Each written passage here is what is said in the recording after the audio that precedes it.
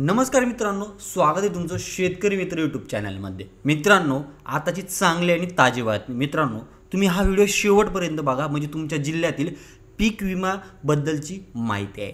ह्या दोन जिल्ह्याचा विमा वाटपाचा मार्ग मोकळा झालेला आहे। ते कोणते जिल्हे आहेत आणि कशा प्रकारे त्यांना विमा वाटण्याची पद्धत चालू होणार आहे याची सविस्तर माहिती आपण बघणार आहोत। तर मित्रांनो, व्हिडिओ शेवटपर्यंत पहा।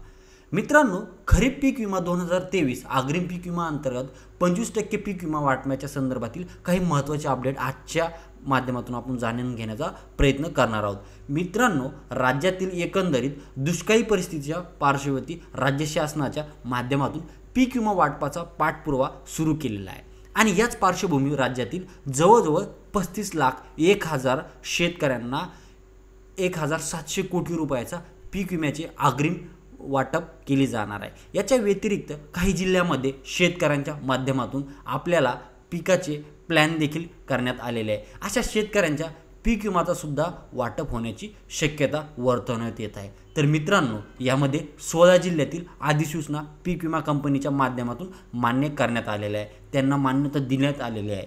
तर आणि अशा 16 जिल्ह्यातील 35,00,000 शेतकऱ्यांना जवळजवळ 1,700 कोटी रुपयाचा पीक विम्याचे वितरण प्रक्रिया पण सुरू करण्यात आलेली आहे। आता याबाबतच्या बऱ्याच साऱ्या जिल्ह्यातील शेतकऱ्यांना पीक विम्याचे वितरण झालेले मित्रांनो, तर ते पीक विमा वितरित होत असताना नांदेड आणि बीड जिल्ह्याच्या काय होणार अशा प्रश्न प्रत्येकाला वारंवार विचारला जात होता। मित्रांनो, याच्यामध्ये आपण जर पाहिलं तर नांदेड जिल्ह्यातील 13 महसूल मंडळामध्ये पीक विमा वितरित करण्यासाठी जिल्हा अधिकारी कार्यालयाच्या माध्यमातून अधिसूचना काढून ह्या महसूल मंडळाला पात्र करून पीक विमा वाटप करण्याचे निदर्शन पण देण्यात आले होते।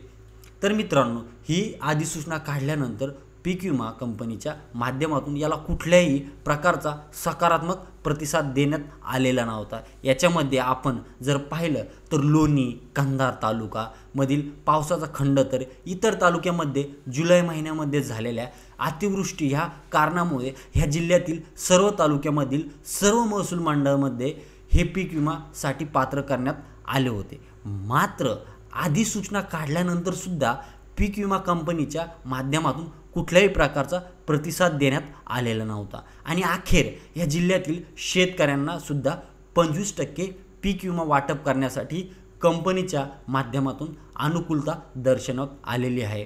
कंपनीनं याला अनुकूलता दर्शवलेली पण आहे आणि जवळजवळ 311 कोटी रुपयाचा पीक विम्याचं आगारी वाटप करण्यासाठी कंपनीच्या माध्यमातून आता सुरुवात केली जाणार आहे।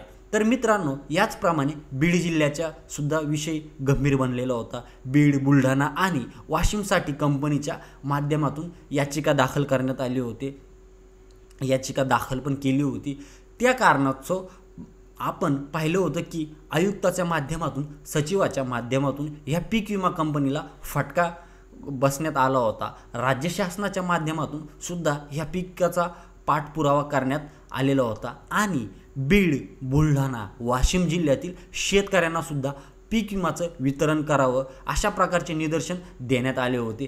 बीड जिल्ह्यामध्ये आपण जर पाहिलं तर जवळजवळ 3 पिकासाठी, बीड जिल्ह्यातील जवळजवळ 3 पिकांसाठी 87 महसूल मंडळामध्ये पीक विमा वाटपासाठीचे अधिसूचना काढण्यात आल्या होत्या आणि ह्या पिकामध्ये तुमच्या वाटपासाठी पीक विमा कंपनीच्या माध्यमातून प्रतिकूलता दर्शवण्यात आली होती। बरेचसे मंडळाच्या वगळण्यात यावेत अशा प्रकारच्या मागणी पण करण्यात आली होती, परंतु आता अखेर या 87 महसूल मंडळातील शेतकऱ्यांना सुद्धा पीक विमा कंपन्याच्या माध्यमातून पीक विमाचं वाटप केलं जाणार आहे। याच्यासाठी बीड जिल्ह्यातील शेतकऱ्यांना 248 कोटी रुपयाचं वितरण हे आता दिवाळीपूर्व कंपनीच्या माध्यमातून केले जाणार आहे। तर मित्रांनो, एकंदरीत राज्यातील परिस्थिती आपण जर पाहिली तर नांदेड जिल्ह्यातील 311 कोटी रुपये, बीड जिल्ह्याला 248 कोटी रुपये आणि धाराशिव जिल्ह्याला 218 कोटी रुपये असे महत्त्वाचे 3 जिल्ह्याला मोठ्या प्रमाणात वाटप करून उर्वरित